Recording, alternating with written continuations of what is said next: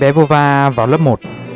Để buổi đi học đầu tiên của các cháu được hứng thú, cô giáo bắt đầu bằng trò chơi đố vui. Cô nghĩ đến cái bàn, rồi đặt câu hỏi: đố các em, trong nhà ta có cái gì bằng gỗ có 4 chân? Bé Vova nhanh nhỏ: Cái ghế á. Cô gật gù: cái em nghĩ được đấy. Nhưng mà câu trả lời của cô là cái bàn. Rồi cô đố tiếp. Lần này cô nghĩ đến con mèo. Đố các em, trong nhà ta nuôi con gì có 4 chân mà các em hay vuốt ve nó? Bé Vova vẫn là người nhanh nhất. Thưa cô, con chó ạ. Cũng được đấy. Em giỏi lắm, nhưng câu trả lời của cô là con mèo cơ. Bé Vova xin phép mà cô ra câu đố. Đố cô, cái gì mà đàn ông hay giấu trong quần, lâu lâu lấy ra sử dụng, dài dài tròn tròn, đầu đỏ đỏ. Chưa nói hết câu, cô giáo đã nổi giận ngắt ngang: Vova, sao em dám nói bậy bạ như vậy?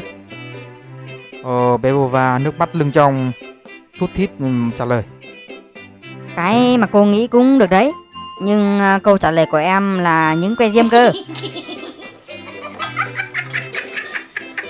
Natasha đi học về hớn hở bảo với mẹ: Mẹ ơi, hôm nay con kiếm được 2 rúp. Ở đâu ra thế? Dạ, thằng Vova nó đố con trèo lên cây. Mỗi lần nó cho con 1 rúp ạ. Mày bị nó lừa rồi. Nó làm thế để nhìn quần slip của mày đấy. Hi hi, con biết rồi. Con đâu phải đứa ngu, cho nên hôm nay con đâu có mặc quần slip. Cô giáo hôm nay mặc áo mới, trên ngực thêu hoa hồng. Thấy các học sinh chăm chú nhìn, cô giáo rất vui và hỏi: các em có biết hoa hồng sống bằng gì không? Vova trả lời: Thưa cô, bằng sữa ạ. Cô giáo đỏ mặt đuổi Vova ra đứng hàng ngang. Thầy hiệu trưởng đi ngang thấy Vova vật vờ, mới hỏi đầu đuôi sự tình rồi nói tiếp: Vova, em nhầm rồi. Hoa hồng sống bằng phân và nước tiểu. Vova mới lẩm bẩm: Em đâu biết rễ của nó dài đến thế. Bố Vova đến đón con ở nhà trẻ. Vào phòng thứ nhất có biển đề: học sinh ngoan. Nhìn quanh không thấy Vova đâu cả. Ông vào phòng thứ hai: học sinh trung bình. Không thấy Vova. Vào phòng thứ ba, biển đề: học sinh cá biệt. Vẫn không thấy Vova. Vào phòng thứ tư, biển đề: học sinh đặc biệt hư. Cũng không thấy Vova đâu. Bố Vova đi đến cuối hành lang, thấy có một phòng nhỏ. Biển treo bên ngoài ghi Vova. Vova thường ngồi chung xe với Natasha. Một hôm, Vova lấy hết dũng cảm dúi cho Natasha một mẩu giấy, trên đấy viết: Tôi rất thích bạn. Nếu bạn đồng ý kết bạn với tôi thì hãy đưa lại mẩu giấy này cho tôi. Còn nếu không đồng ý thì hãy vứt nó qua cửa sổ. Một lúc sau, Natasha chuyển lại mẩu giấy cũ. Vova vui mừng mở ra xem. Trên giấy viết: Không mở được cửa sổ. lần đầu tiên NASA, cơ quan hàng không vũ trụ của Mỹ, đã đưa người lên không gian.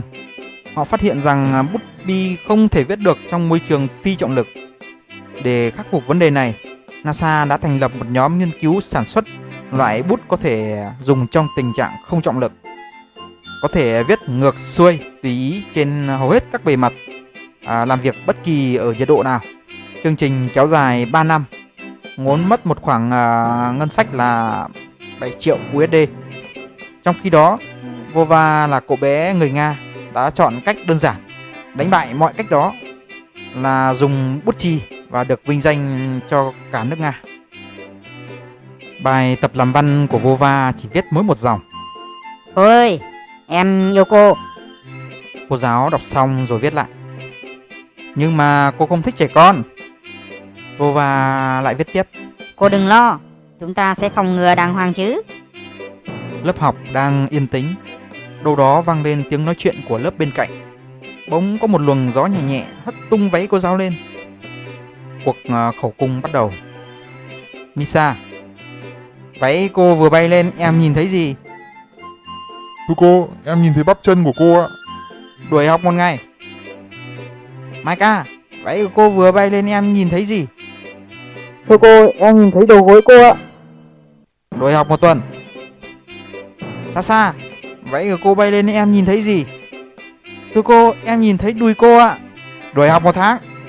Vô va, váy cô vừa bay lên em nhìn thấy gì? Vô va xách cặp lên. Chào tạm biệt các bạn. Hẹn một năm nữa tớ quay lại. Ngày thi học kỳ môn vấn đáp, thầy giáo kiểm tra vô va. Em có biết trong phòng mình có bao nhiêu chiếc bóng đèn không? Vô va nhìn khắp nhà và nói. Thưa thầy, có 4 chiếc bóng ạ. Thầy giáo rút ra trong túi một chiếc bóng đèn và nói. Có 5 cái nhé, em sai rồi. Kỳ thi sau đó, vô va tiếp tục gặp lại ông thầy nọ. Lần này thầy vẫn hỏi câu hỏi cũ. Thầy hỏi, đố em trong phòng có bao nhiêu chiếc bóng đèn? Vô va đáp, Thưa thầy, có 5 cái. cậu lại sai rồi nhé. Hôm nay tôi không mang theo chiếc bóng đèn nào cả. Vô va lôi trong túi quần ra một chiếc bóng đèn và nói. Hôm nay em đã mang sẵn một cái bóng đèn vì biết sẽ gặp lại thầy. Thầy giáo cảnh cáo học sinh không bao giờ được hôn động vật, sẽ bị lây các bệnh khác nhau. Ai có thể đưa ra ví dụ? Em ạ. Vô va đứng dậy.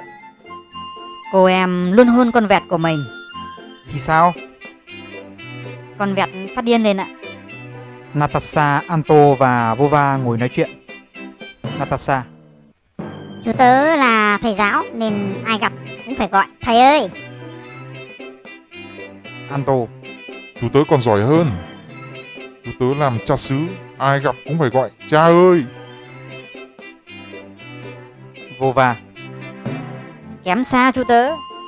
Ai gặp chú tớ từ xa cũng phải thốt lên một câu Chúa ơi. thế chú cậu làm gì thế? Chú tớ làm trùm khủng bố. Nhiều lần vô tình cô giáo để ý thấy vô va lần nào vào trong toilet ra cũng đều rửa tay. Cô giáo rất lấy làm vui, liền tập hợp cả lớp đến quan sát để mọi người lấy làm gương về vệ sinh. Hôm đó, cô giáo và cả lớp đợi bên cạnh toilet, thấy vô va vào trong toilet rồi chạy thẳng ra ngoài, không rửa tay gì cả. Cả lớp mới hét cắn lên. Cô giáo lừa bọn em, vô va có rửa tay đâu. Cô giáo rất ngạc nhiên, liền chạy lại hỏi vô va, tại sao hôm nay em không rửa tay sau khi đi toilet? Vô va liền trả lời, Dạ thưa cô, vì hôm nay em mang theo giấy vệ sinh mà.